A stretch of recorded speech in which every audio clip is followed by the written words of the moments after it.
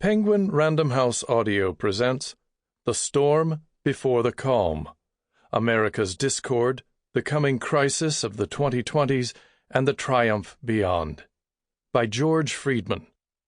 Read for you by Bruce Turk. Dedicated to the future of America, my grandchildren. Ethan, Austin, Mira, Asher, Ari, Catherine, Nicholas, and Douglas. It was the best of times, it was the worst of times. It was the age of wisdom. It was the age of foolishness. It was the epoch of belief. It was the epoch of incredulity. It was the season of light. It was the season of darkness. It was the spring of hope. It was the winter of despair.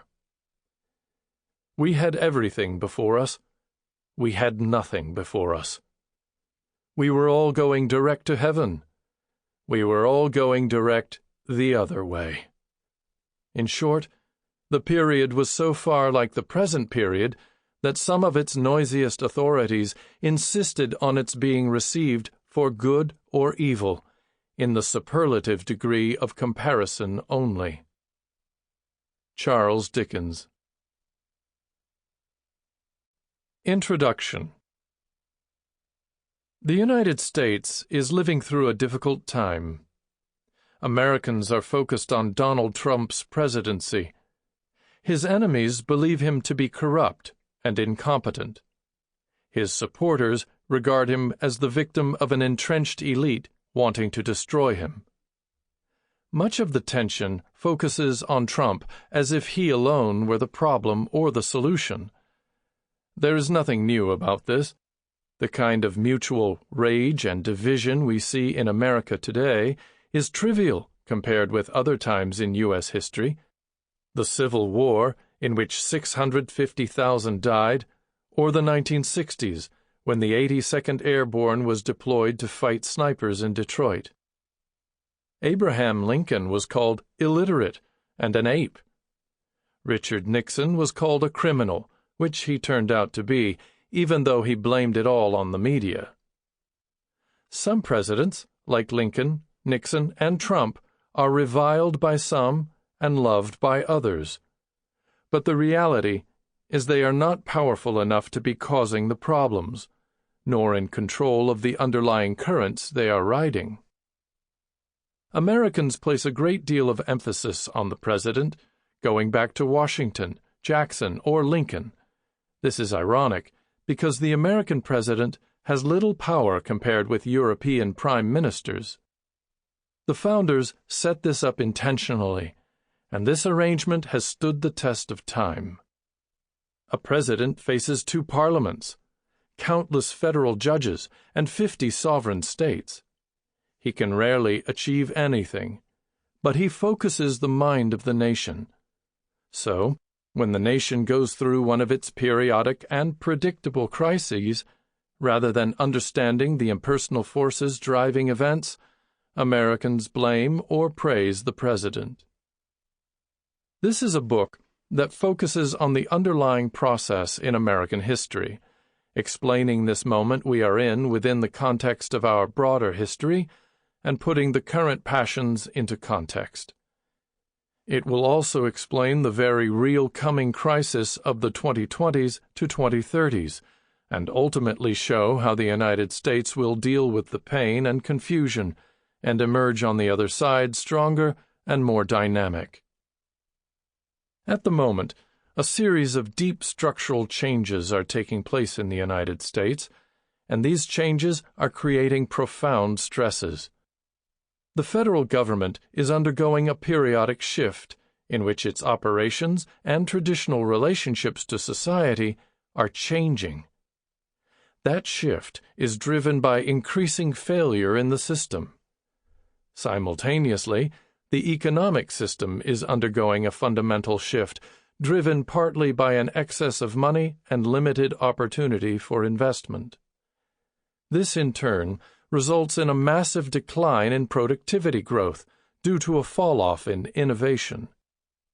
Between these two stresses, and the pressure that emerged from the United States trying to find its balance in the global system, the glue that was holding American society together has weakened and will continue to decline throughout the 2020s.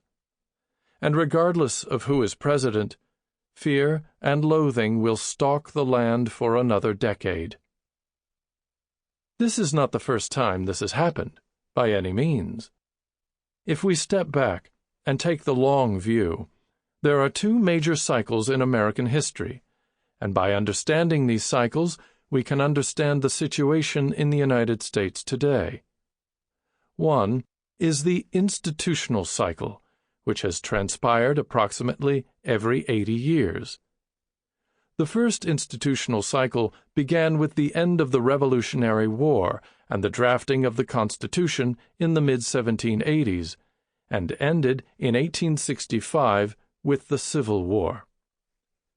The second institutional cycle ended 80 years later with the end of World War II.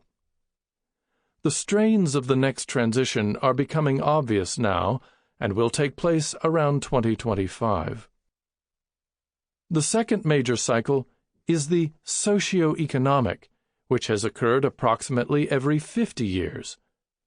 The last shift happened around 1980, when the economic and social dysfunction that began in the late 1960s culminated with a fundamental shift in how the economic and social systems functioned. As I will explain in more detail in later chapters, the previous socio-economic cycle changed in the early 1930s after the Great Depression started, and, before that, in the 1880s as the country refocused after the Civil War. We are now facing another period of social and economic instability that will conclude in the late 2020s. In looking at these two major cycles, we see something we have not seen before. The current institutional cycle will conclude in a crisis around the mid-2020s, and the socio-economic cycle will end in a crisis within a few years of that. This is the first time in American history that the two cycles will culminate so close together, practically overlapping. That obviously means that the 2020s will be one of the more difficult periods in American history, particularly when we consider the new and complex role the United States plays in the world, something that was not a factor during nearly all earlier cycles.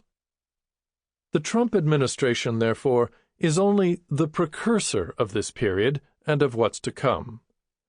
This is not about Donald Trump, positive or negative.